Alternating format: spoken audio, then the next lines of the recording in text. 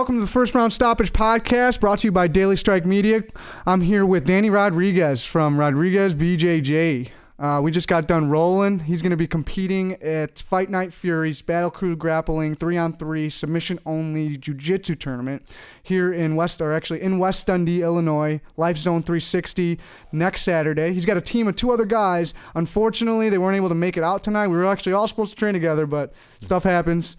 And I just got the team captain here. But I have some questions that I was able to ask them over the phone, so I'll be answering some of those questions on their behalf. So first of all, I want to thank you so much for letting me come out to the gym today, man, and train with you. Anytime. It was awesome. Got some savages in this gym. You guys are going to see some footage soon of us going at it. It was really fun. It was really cool, exciting. Got to see the style, too. I'm going to be commentating for Battle Crew Grappling, so while you're out there, I'm going to be shouting out that those guillotines, those darces, man. They were savage. I loved it. They're on point, for sure. Absolutely. And like you said, it's no mystery. Yeah. It's like, you know when you're going for it. You can feel it. It's killer. Definitely. But again, thanks for letting me come out and everything. I really appreciate you welcoming me to your gym and letting me train with you for a couple hours. It was a lot of fun. It was fun. Yeah. We're happy to have you. Awesome. Thanks, man. All right, well, I'm going to go ahead and ask him some questions about his backstory, some personal questions about jiu-jitsu just to kind of get this started. Why don't you go ahead and start by just introducing yourself, name, rank, affiliation, and years of jiu-jitsu grappling experience.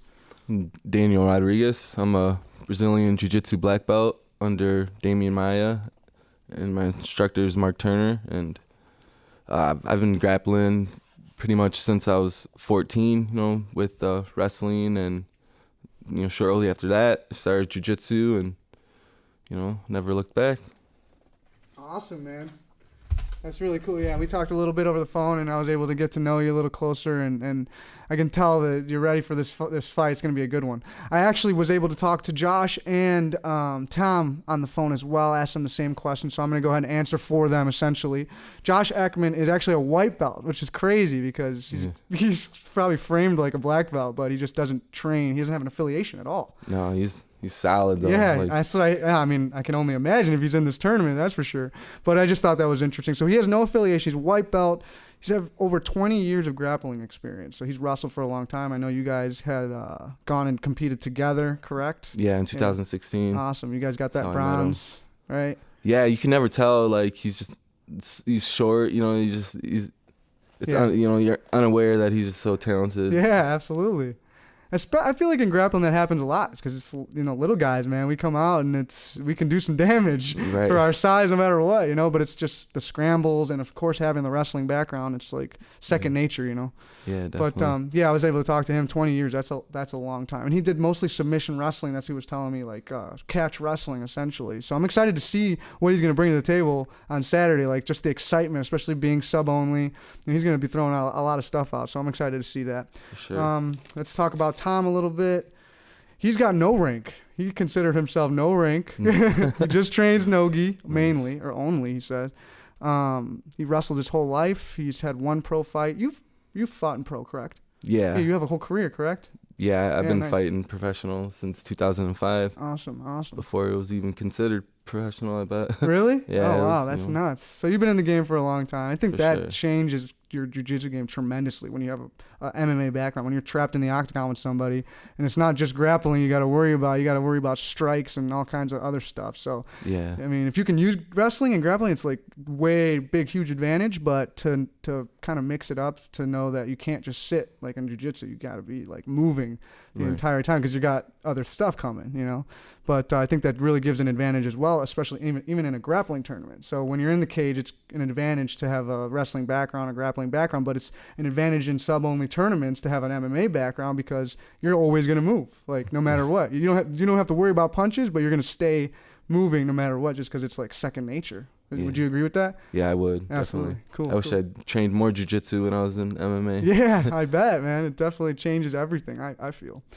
So that's pretty much wraps it up for Tom. No affiliation. He's been grappling for a long time as well.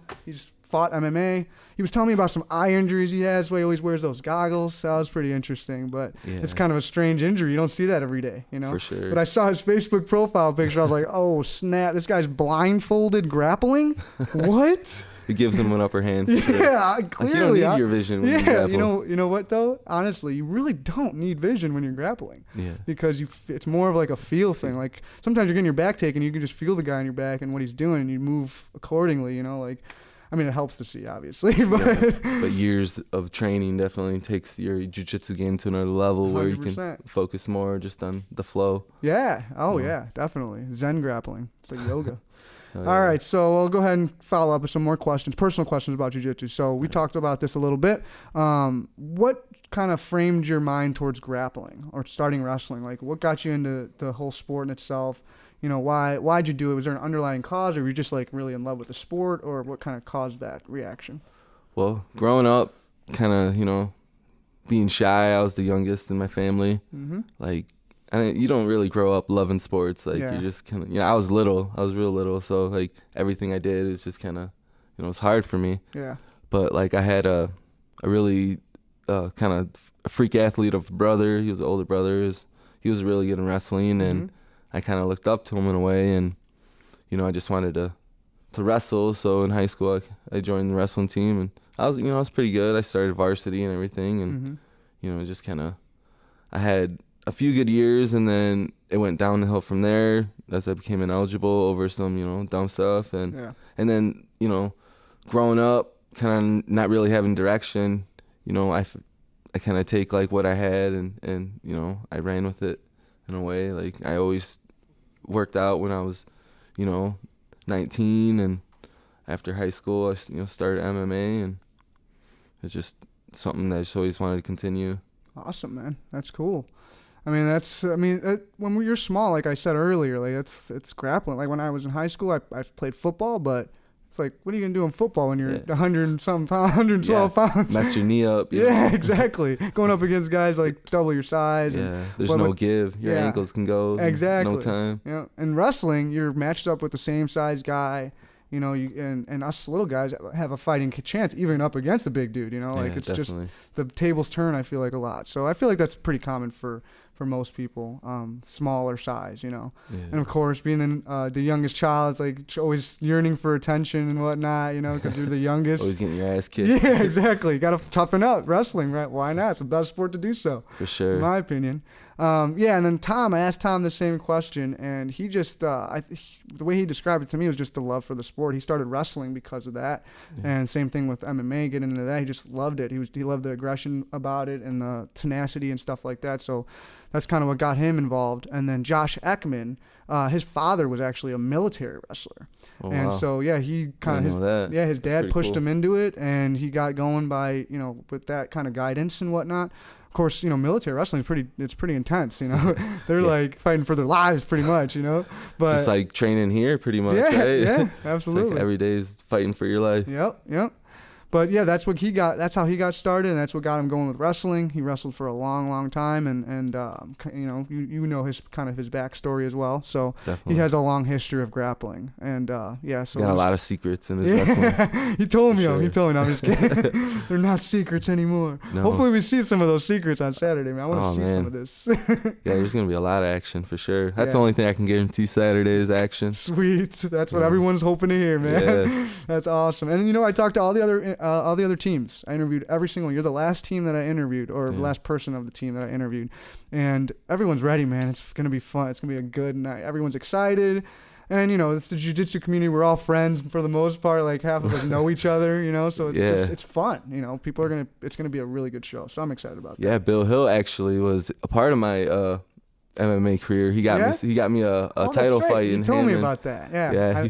I interviewed him yesterday. I got cool stories about Bill. Yeah. You want to hear one? Sure, go ahead. One time he got me a fight with Jay Estrada, and like we met through a mutual friend, and we trained together and stuff, and he picks me up with trash cans full of Busch Lights. What? He was all fucking drinking, and man, that's like crazy. Yeah, like I didn't know if I was on weight or not. You know, so like I was just starving myself for 2 days, and then I went to the title fight. You know, like 149 maybe, you know. Jeez. Jay Estrada was a monster too at the time, you know. And That's it was like, nuts. Yeah, How many years ago was that? That was back in 2007, I would think. Wow. Yeah. Jeez, almost 10, 12 years ago. Yeah. That's definitely. crazy. Yeah, It's and a I was crime. like, I was like 3-0, or 3-1 actually. Like I had a really, really good fight against Dave Cochran. Oh, nice. Oh, wow. And yeah, I was back in St. Louis. I don't even know if that's on record or anything anymore, honestly. Probably not. Probably wasn't even being recorded or anything. No, yeah, I asked for a copy. The dude didn't get back to me. Yeah, it's probably didn't exist. Yeah.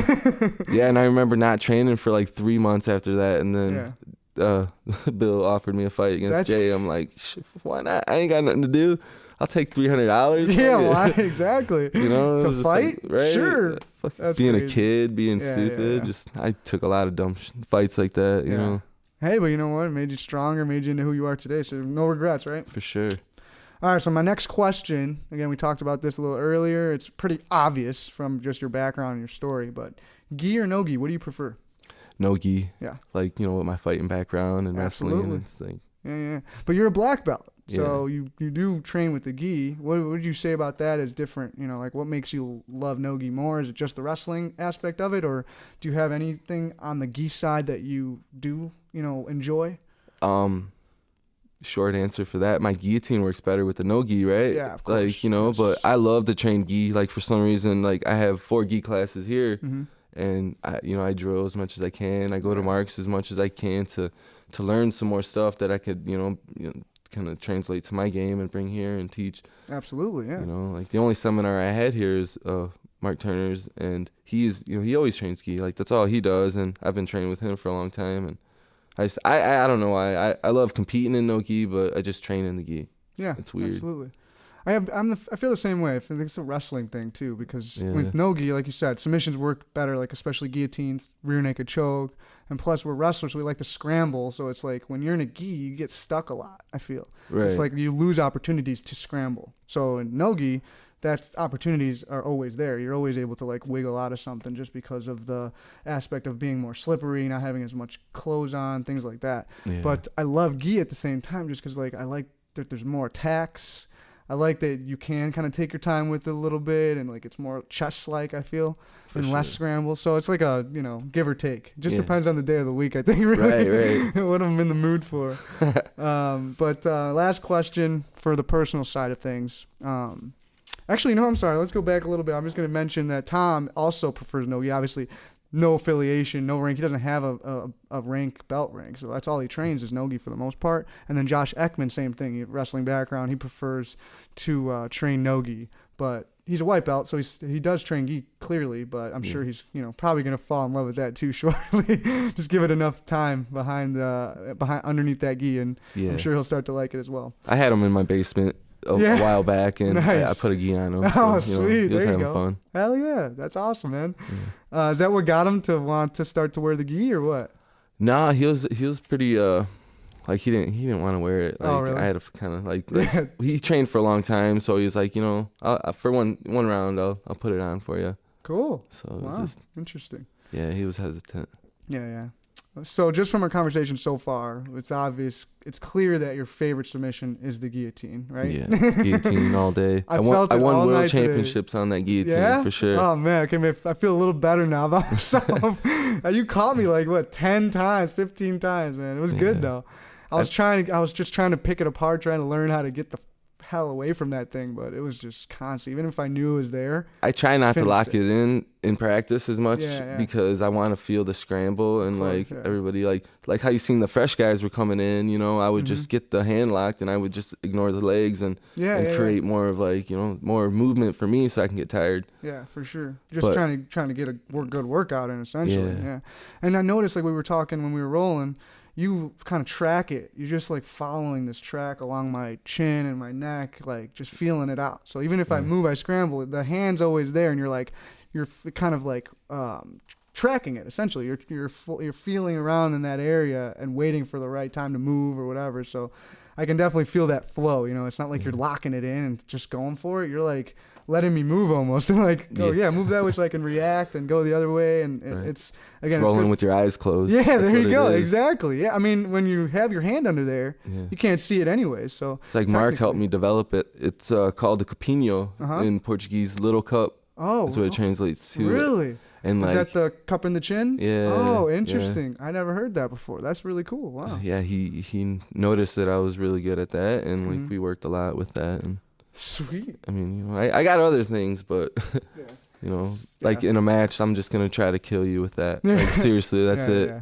Everybody knows it. Yeah, it's no secret. There's nothing wrong with that. You can stand like a statue and, you know, try to avoid it as much as you can. It's not gonna do nothing. It's still gonna go for it. And when you have like that bread and butter submission, it doesn't matter how many times you drill to escape. Like you know that move, so it's gonna lock in. And if it does, you're still just gonna go for it, just because that's your go-to essentially. Oh, yeah. And Tom Higgins, same thing. He's, I guess, a huge fan of the guillotine as well. Now, the guillotine's your favorite submission, but I did notice you would transition to the Darce a lot. Is that another one of your go-tos? Yeah. Yeah. So it's coming just because it's right there all the time in that front headlock position. Not people commit to trying to defend the guillotine so much that they give up the Darce, but a lot of times if they try to defend the guillotine, then they defend the Darce, then I go back to the guillotine. Or I'll go back to the Darce. It really don't matter. Like when I'm gonna finish it with one of those two submissions, unless you scramble the hell out of it, and you know we start all over again. But yeah, I just those are my favorites for sure. Yeah, absolutely. And then for Josh, his favorite is the Ezekiel choke. Yeah. So hopefully we see that. That'd be cool. Yeah, sneaking up, someone taking his legs and just going for that Ezekiel. But that's a tough move, though. That's hard to finish, I feel like, in general. I mean, he's a hammer, though. Yeah. He's a hammer. I picked him for a reason. Yeah, absolutely. Like, Hell yeah, man. I'm sure we're gonna see a lot of Ezekiel attempts on when Saturday. we're in the Worlds in Belarus, he made it to the semifinals and got disqualified because we're bullshit. And like he's cool as hell. Like you couldn't even tell the guy was competing that day, just killing people.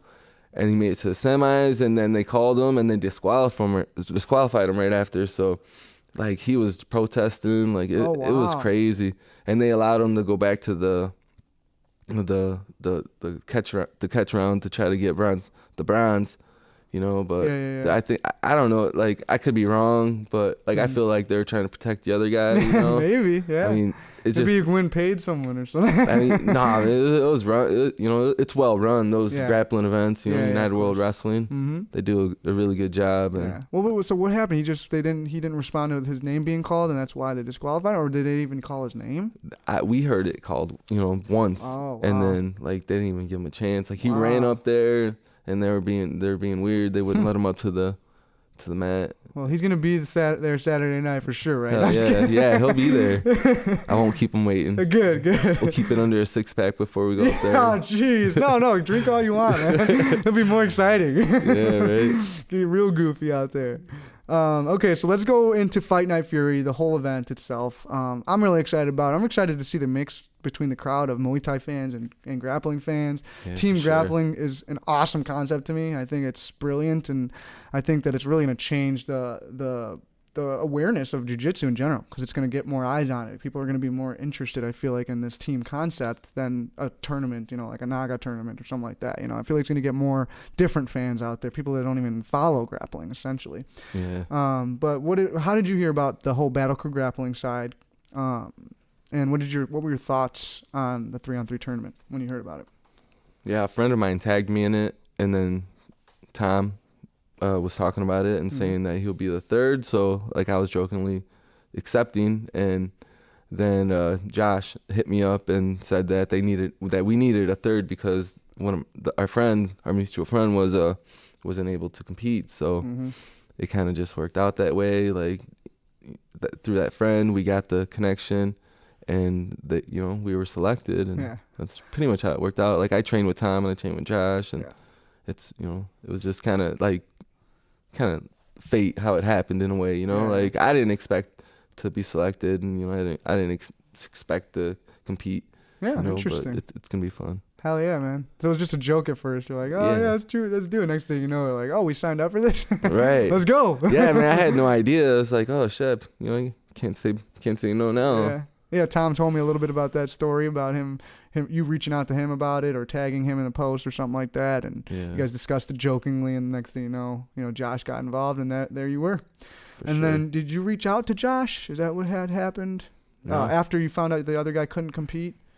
Actually, Josh. He reached out. He reached out to me and told me, and then I reached out to Artie. Oh, nice. And, okay. We made it happen. Made it work. Yeah. Beautiful. He's a good teammate. Like, I was really excited when he wanted to do it. Yeah. Like, I knew it was gonna be good when. Well, you guys competed together. Right. Yeah, you guys, like you said, you have stories. His personality, matches well with our team. Hell absolutely. Yeah. I'm excited to see you guys team up. It's gonna be fun. What did you think about the team grappling concept when you heard about it? Like, riled up? Yeah, man, it's exciting.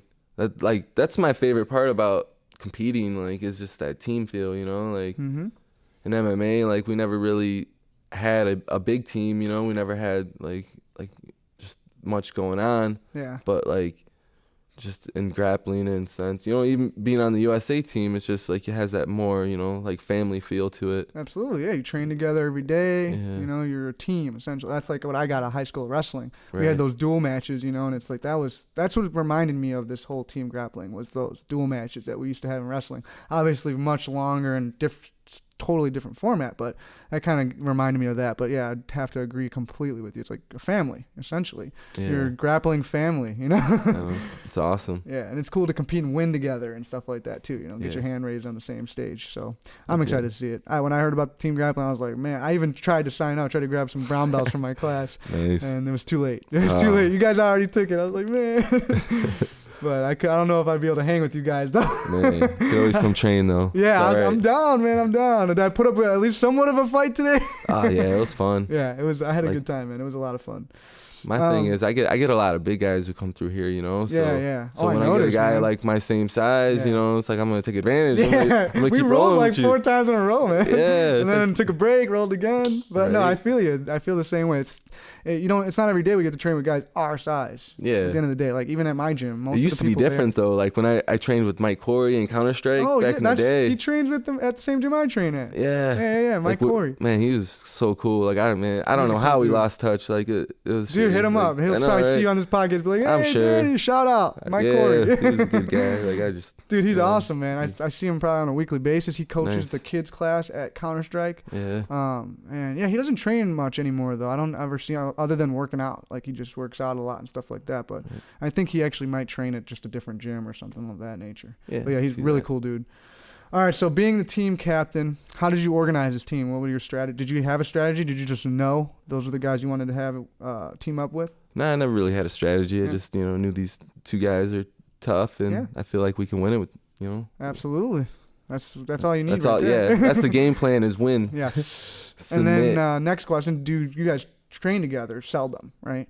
So you don't train together all the time. You guys obviously have different gyms, but you do train together. Yeah, just when we can. Like we're gonna train this Wednesday. Yeah. Oh, okay. Cool. So you just get together as many times a week as possible, just from the distance and all that stuff. For sure. Cool. And you guys have trained together before, so it's just like riding a bike, right? Yeah. Just gotta make the ride. Yeah. How often are you training for this? And is it different from like a while back when you first started, or when you first heard about this, or compared to now, 5 days, 4 days away? Are you doing anything differently? No, I'm not doing anything different. Yeah. Like I teach 4 days a week, for the adults and 3 days for the kids, and you're always going. Lasalle, Illinois, where it's at if you want to do some jiu-jitsu. Hell yeah, man. There was some savages in here today. Right? Man. You should see the kids class. Oh, yeah? Oh, man. My daughter, she's 7, and she's getting good. Like, I teach them all that Damian Maya back take. Nice. They're going for it, yeah. They compete a lot? There are a lot of tournaments around here? Or do you guys have to go out far to compete? We haven't been open for very long. Oh, really? Oh, this is a new gym, huh? I was trying to plan maybe in May, like to bring a team out to 5 grappling if they're gonna have it. I don't know. I haven't heard anything about it in a while, but cool. That'd be awesome. Yeah, we're new, but we're gonna definitely. You're getting them ready. Getting the team ready. For sure. Have some kids out there, maybe even some adult. I mean, those guys in the class today could definitely be competing in tournaments, man. They were savages. They were good. They got good energy. Just keep it coming. good gas tanks. It was fun. It was a lot of fun to roll with those guys. All right, last question, just to top it all off. The teams. Do you have any connection to some of these other teams or members? Have you trained with those guys before? What's your history with any of the other teams besides, obviously, we talked about Bill. Yeah, Bill's cool. Yeah, absolutely. Yeah, Bill. I mean, Dennis Dunbarrow. I snuck a training session with him. Like, yeah. I can't really say snuck a training session because I wanted to train with him, through our mutual friend Nick for a while, but. Like, the distance, like, it was really far. Like, I had to go through, like, 3 different interstates. Like, I couldn't pay a toll and stuff. Yeah. Like, I was late on that one. It was like, man. So, it was just, he's good, though. He's fun. He was fun to roll with. Oh, yeah. Like, I was being nice. He was his gym. I didn't want to go crazy. Yeah, of course. But, that's the only one. Yeah. Oh, that's the only one you've trained with? Him and Bill. Gotcha. Yeah, I rolled with Dennis. It was awesome. He's good too, but it was a fun time. Same thing, same energy. Just everyone was really welcoming. It was really cool. Nice. I'm glad I got a chance to roll with all the teams. Actually, the only people I haven't rolled with was Bill Hill and his team, and his son William and Blake Classman. I didn't get a chance to roll with those guys, but I was serious about coming out yesterday too. By the way, yeah, I really wanted to roll with them. That would have been freaking awesome, man. We got the mats and everything. Yeah, right. They would have been freaked out. I bet. They'd have been like, I don't want to. Like, I don't want to. They don't want to reveal their secrets. Maybe I don't know. Yeah. No, they seem like cool dudes. Honestly, they'd probably be like, hell yeah, let's fucking roll. To be fully honest, especially with you and Bill's history, like he picked you up with a fucking garbage full of beer cans. He's ready to go. Maybe you guys could have toasted a beer afterward or something. All right, so that's pretty much it. The last thing I'm gonna top it off with is just final thoughts. Do you have any last words to say to your opponents? Anything to say about your team? Are you excited to get out there? Just final thoughts on the competition altogether and Saturday night's Fight Night Fury. Honestly, I'm just excited to get out there. Good shit. Only thing I can really think about is competing, possibly in front of my kids. We're adopting 6 and 7 year olds. Oh, so wow. like I try to instill as much discipline through grappling and wrestling as possible. And I feel like if they, watch us compete and see how competitive we can be, it's just, I think it'll be a nice lesson for everybody, for them. Hell yeah, it'll man. be fun for them. That's awesome. That's a good meaning right there behind the whole competition. Like, you could have came up and be like, I'm going to kill everybody in there. Nah, man. I compete. Like, I'm doing it for the kids, man. I do it for myself, my family. I love that, man. That's awesome. They're going to love it. I guarantee 6, 7 years old, they're going to get to see their dad go out there and do flips and try to choke people. Like, that's going to be awesome. Yeah, man. They're going to love it. They're going to be cheering on the side. It's going to be dope. I'm excited. Yeah. I'm excited for them. Thanks. Well, again, thank you so much, Danny, for letting me come out today and train with you guys. Thanks for being on the podcast, taking time out of your day to speak with me for a little session. It was awesome coming out to see the gym. Why don't you go ahead and tell everybody where the gym is located at, how long you've been here. I know it's new, so just give people give yourself a shout out, if you will. It's 110 Wright Street in LaSalle, Illinois. Everybody's welcome. Cool. We've been open for a little over 6 months. Yeah, so if you're way out here in LaSalle. Yeah, if you're out in the middle of nowhere, if you work out, in the area, or if you're just passing through, definitely just come by. I'll roll with you for an hour. I don't, take no breaks. That's right. He stays ready. Yeah. Awesome. Well, thanks again, man. I really appreciate everything, and it was a pleasure talking to you. Thanks for welcoming me into your gym, and I'm excited to see you competing on Saturday. I'll be there to commentate and shout out those guillotines when I see them coming. Of course, appreciate of course. It. Thanks, everyone, for watching. Appreciate it. This is, again, First Round Stoppage podcast brought to you by Daily Strike Media Group. We're excited about Fight Night Fury on Saturday. This Saturday, doors open at 5 o'clock. Matches start at 5:30 with grappling and then some Muay Thai fights to follow. So hopefully we'll see you there. Thanks for watching. Have a good night, guys.